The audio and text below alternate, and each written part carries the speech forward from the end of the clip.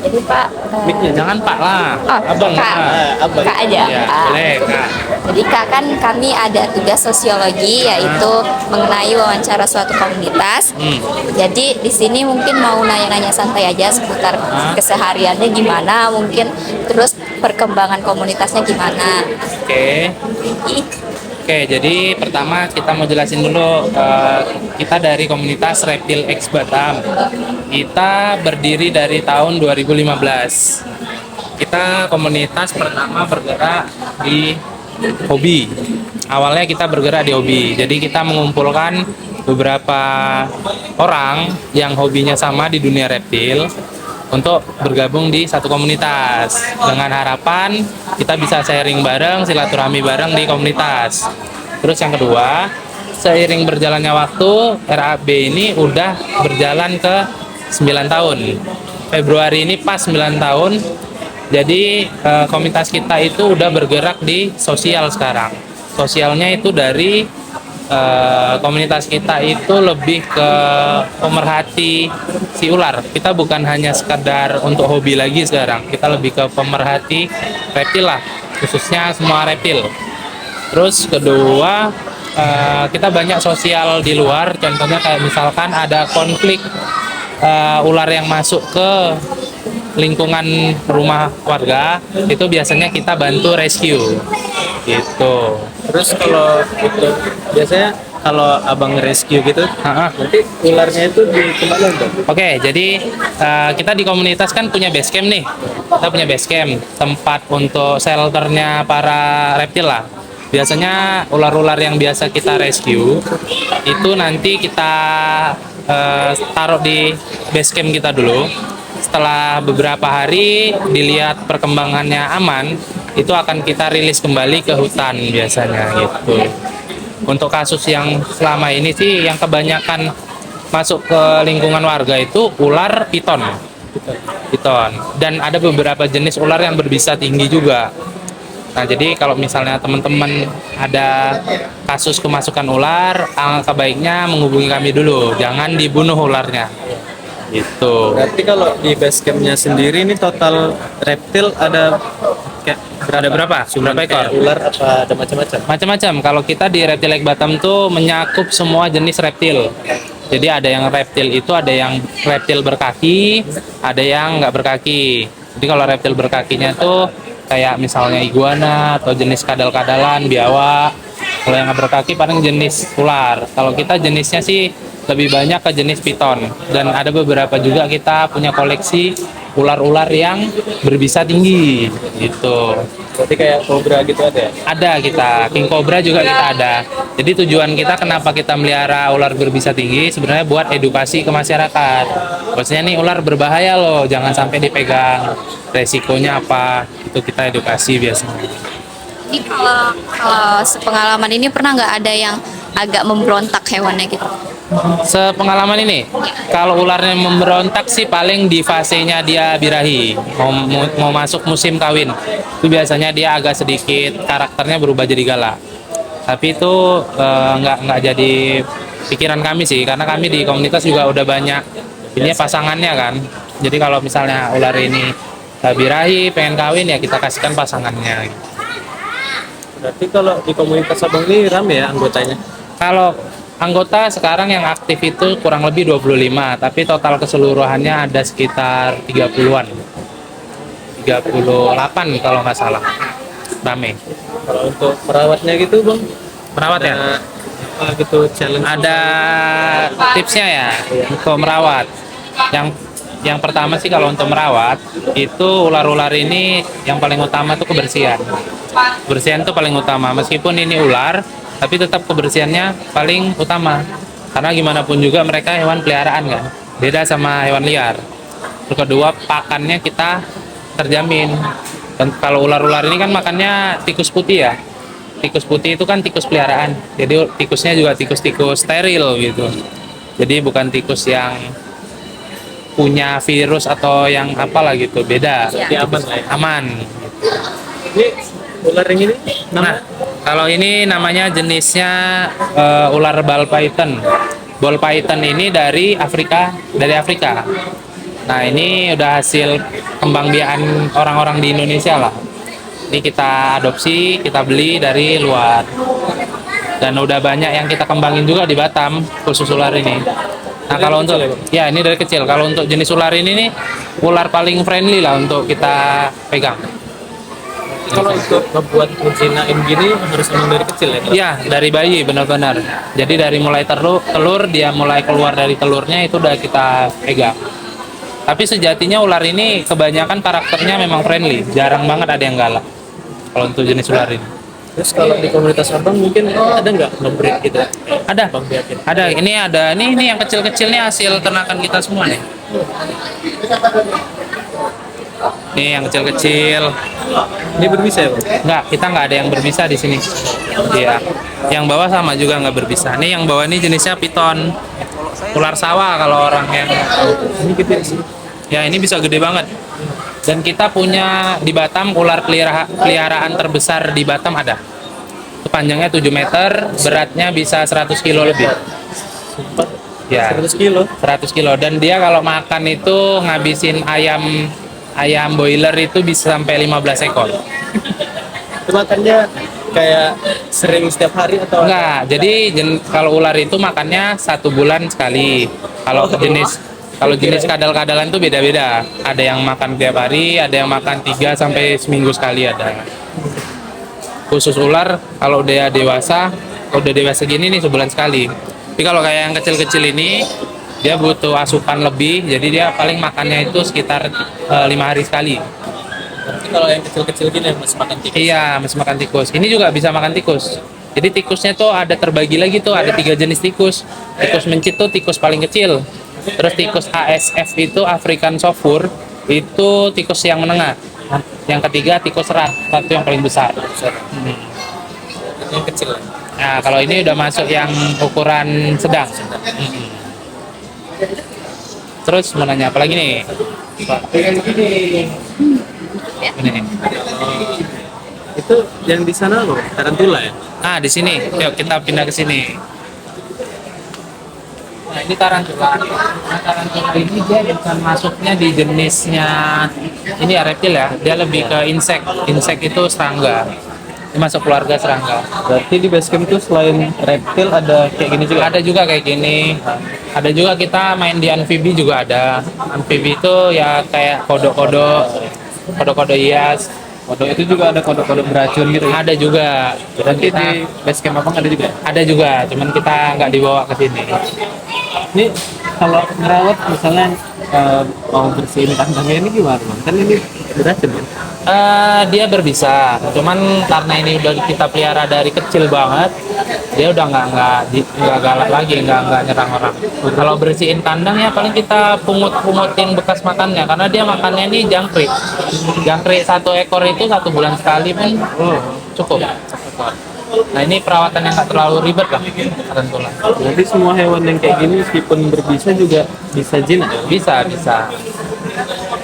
Jadi balik lagi ke kitanya sih. Kalau kitanya bersih, kitanya merawat mereka dengan sepenuh hati, mereka juga nggak bakalan nyerang kita atau kita lah. Kecuali ular berbisa tinggi. Kalau ular berbisa tinggi itu sangat-sangat dilarang untuk dipegang. Tidak diperbolehkan untuk megang karena resikonya tinggi juga. Kayak king cobra gitu kan bisa Ya. nyemburin bisa gitu. Nah, kalau king cobra dia nggak nyemburin bisa. Yang nyemburin bisa itu cobra. Balik. Jadi kalau king kenapa disebut king cobra? Karena dia makannya ular. King cobra tuh yang Yang ukurannya gede banget. berarti kalau cobra tuh nggak bisa segede king Nggak cobra. bisa, dia kecil. Paling cobra tuh segini lah ya. Segini. Ya. Kirain cobra sama king cobra bisa sama ukuran. Beda. Kalau kobra tuh ciri khasnya itu dia nyemburin bisa. Jadi dia kalau nengok orang tuh dari jarak 2 meter udah bisa dia semburin. Gitu. Terus ini lagi ke kura-kura. Oh iya, kura-kura. Nah ini jenisnya namanya sulcata. Sulcata. Nah sulcata ini kura-kura terbesar nomor 3. Yang pertama itu kura-kura Galapagos, yang kedua kura-kura Aldabra, nah yang ketiga tuh kura-kura sulcata. Ini bahaya nggak? Bahaya. Enggak, kalau kura-kura nggak bahaya. Itu serem gitu ya. Ya banyak kayak duri-duri ya. Iya. Ini kayak punya Irfan Hakim bukan sih? Betul, Iya. betul. Ya. Sama. Nah ini masih ukuran-ukuran sedang sih, ini belum besar banget nih. Dia bisa 4 kali lipat gedenya. Iya. Kalau ini makanannya sayur setiap hari. Oh, setiap hari. Ya ini jenis reptil yang setiap hari makan. Oh, ini termasuk reptil ya? Iya, kura-kura itu termasuk reptil. Mau dia kura-kura darat, ini kan kura-kura darat nih. Ada kura-kura air, itu termasuk dalam kategori reptil. Kalau dari semua hewan yang ada di sini kan, ini paling susah untuk perawatan di mana? Di hewan yang mana? Paling susah ya? Iya. Sebenarnya nggak ada yang susah, nggak ada yang ini. Yang penting kita tahu cara ngerawatnya aja sih. Gitu. Contoh kayak ini nih, kayak kura-kura nih, kita harus punya lampu, namanya lampu basking. Dia penghangat, lampunya tuh hangat. Ini penting ya? Penting. Kenapa? Kenapa reptil butuh lampu, butuh kehangatan? Karena untuk pencernaan perutnya. Jadi kalau kita nggak punya lampu, tempatnya itu lembab, dia bakalan mati. Jadi dia harus tempatnya kering, bersih, dan juga ada hangatnya. Dia bakalan nyari ke tempat area panas karena dia lebih suka. Tapi kalau apa tadi apa? Sulcata. Sulcata. Ada berapa jenis? 4 ya. Kalau di kura-kura darat itu sebenarnya banyak banget jenisnya. Cuman kebetulan yang di sini cuma ada kura-kura sulcata sama pardalis. Pardalisnya ada di bawah. Kita lihat lagi.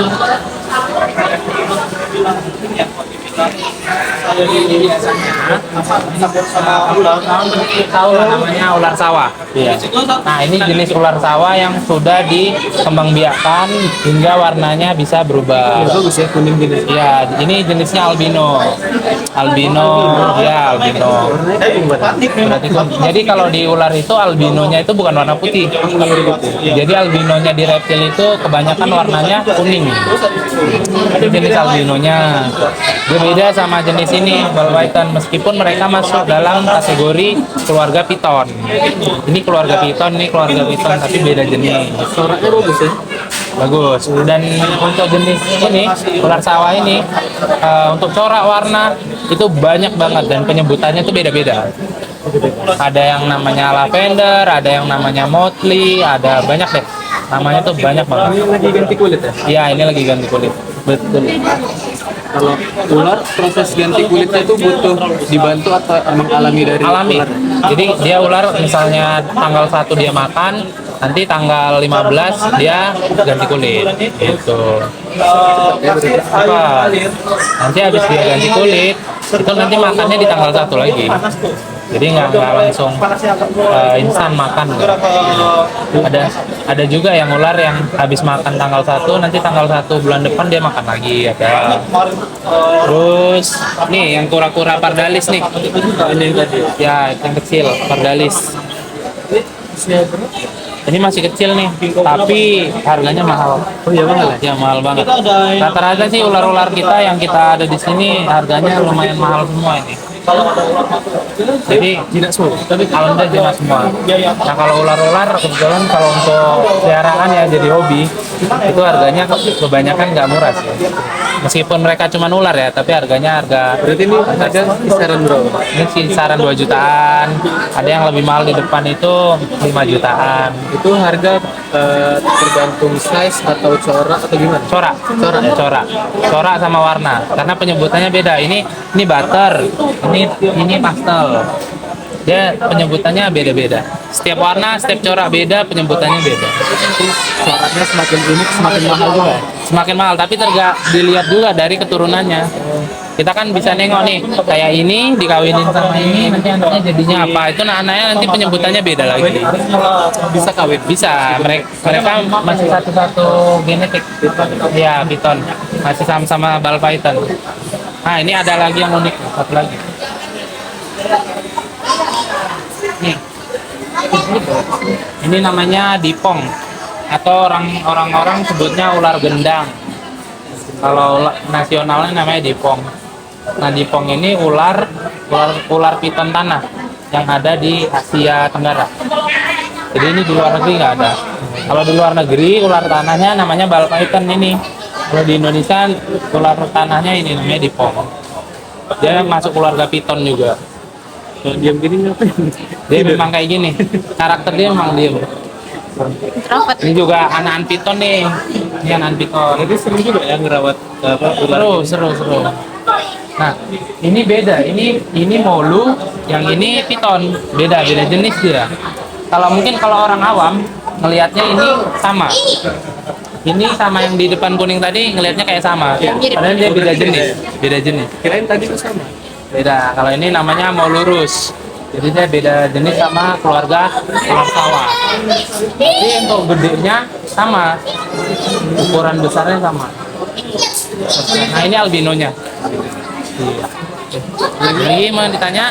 Kalau misalnya nih ada kasus digigit ular gitu, mungkin edukasinya tuh gimana biar Nah, nggak yang panik? pertama kalau ada kasus gigitan ular, kita harus tahu dulu nih dia digigit ular apa, biar tahu kita cara menanganinya.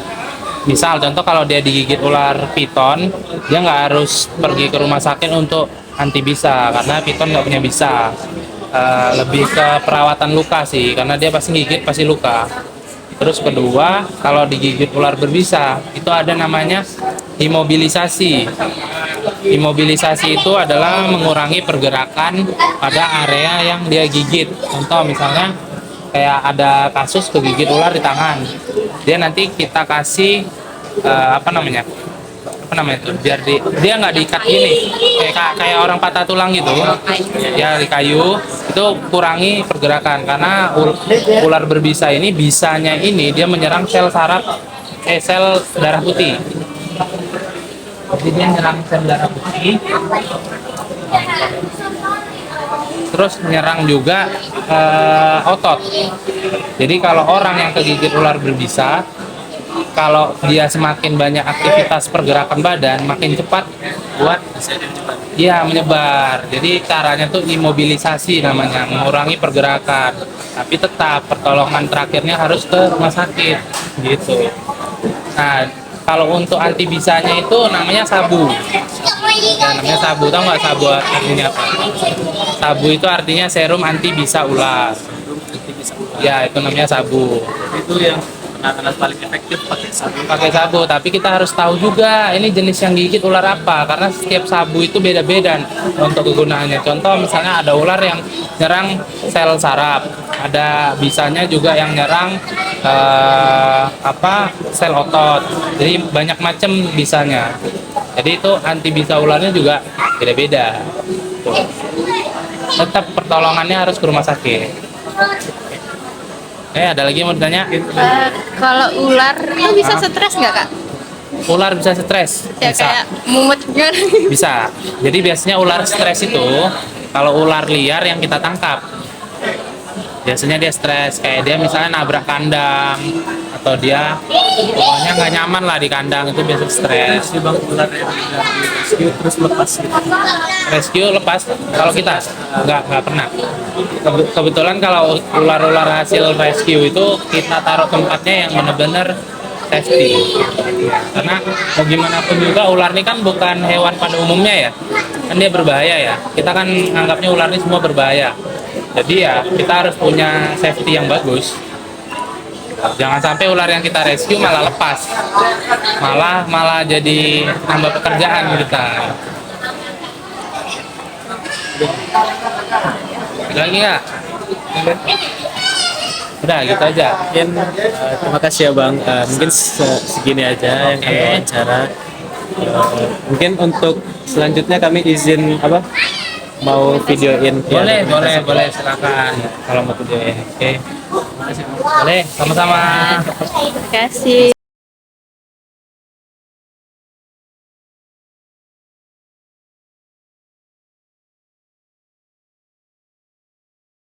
Oke, jadi kawan-kawan ini nama ularnya namanya Subhanlatus. Jadi ular ini berbisa tinggi, dia mematikan. Efek gigitannya itu berbahaya banget. Jadi bisa menimbulkan latihan lah kalau fisik orangnya nggak bagus ya. Terus efek lagi lainnya itu bisa diamputasi atau nekrosis bisa disebut. Nah ini kita mau coba ngerendam dia biar dia lebih segar lagi. Tapi cara ngerendamnya itu, cara nangkapnya, rescuenya itu kita nggak boleh pakai tangan. Jadi kalau misalnya teman-teman ketemu di alam, usahain jangan pakai tangan atau cari kayu yang panjang atau apa yang bisa buat tangkap dia. Nah ini coba Abang Ferry contohin dulu gimana caranya. Kalau untuk Venom sendiri, kalau untuk keluarnya itu kita bisa ngejepit langsung dari kepalanya, sama kayak kita nangkap ular retik atau ular piton. Cuma kalau ini karena ukurannya kecil, kita bisa langsung angkat. Karena kita lihat dari ukuran alatnya itu pun juga panjang. Ini nggak mungkin kabur gitu. Kalau untuk kemungkinan kabur tetap bisa ya.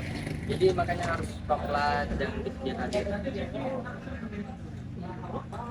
Nah terus tipe kalau ular ini nggak terlalu agresif ya, dia nggak yang tipe kalau nyerang-nyerang itu nggak. Tapi tetap harus kita hati-hati banget. Ular kayak gini biasanya di pohon ya, Bang? Iya betul, ini ularnya bisa di bawah. Nah cara nangkapnya tuh gitu pelan-pelan. Harus sabar, harus pelan-pelan.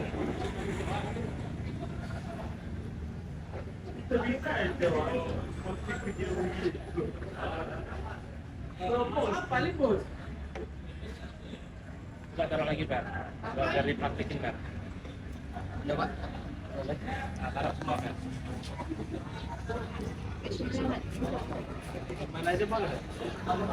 Oke. Kasih tau, Pak. Jangan pelan.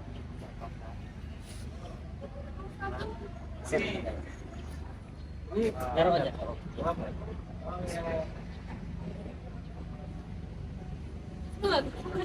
Jatuhin aja. Enggak apa langsung dijatuhin aja. Ya, jadi karena ini karakternya ular pohon, dia pastinya ngikat biasanya.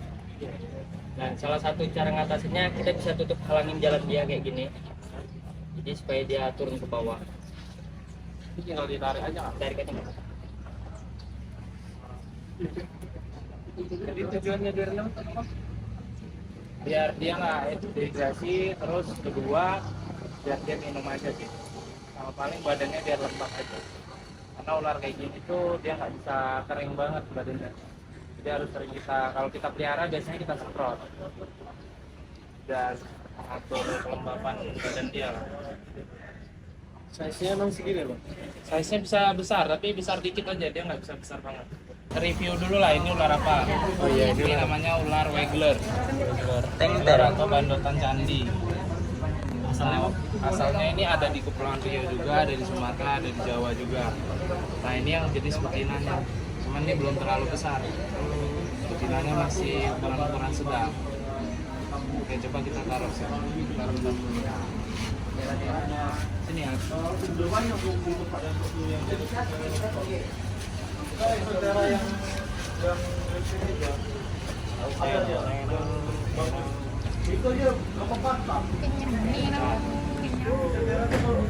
Mandiri dia.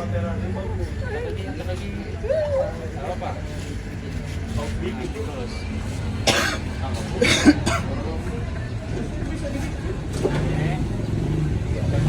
Ini ularnya agak bantet ya. Habis makan ya?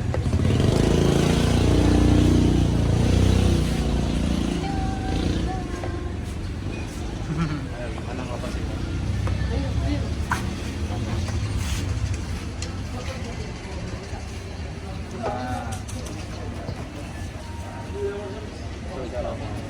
Nah, kita senangnya teman-teman gini kita bisa edukasi nih. Jadi nanti kalau kedepannya ada kasus masuk ular kayak gini di lingkungan rumah, kawan-kawan bisa rescue sendiri gitu. Intinya kalau ular berbisa tinggi ini kita harus punya safety diri sendiri. Jangan sekali-sekali megang. Ini perlakuan ular ini seperti ini. Nanti ada perlakuan ular kobra seperti apa, perlakuan ular apa itu beda. Setiap ular itu perlakuannya beda-beda. Nah, kalau kita rescue kobra, kita harus tahu jenisnya dulu. Ini kobra apa bukan kobra?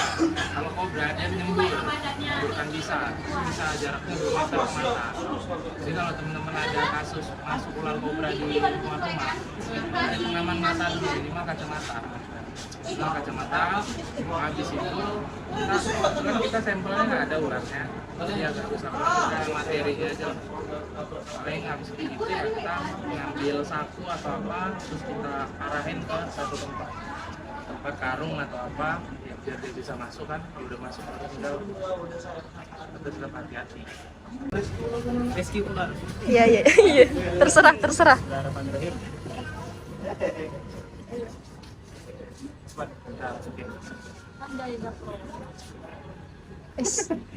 Bawang ular nih. Oh guys. Iya. Parah gampang. Jadi keluarnya kayak gitu ya. Kok kayak pasir? Kayak emas. Ular sendiri beraknya mencer ada. Nah, populer Ini itu bawang ada ular. macam. Liatin. Populer ada 2 macam. Ini yang harus kalian tahu nih. Kalau populer tuh biasa ada 2 macam. Nah, yang ini bang, yang pertama, pupnya itu warna putih, kayak model kayak gini lah warnanya. Jadi itu putihnya itu dari kalsium hewan yang dia makan. Jadi nanti yang keduanya baru warna hitam. Yang warna hitam itu biasanya sisa-sisaan dari si hewannya. Jadi ada dua jenis pup.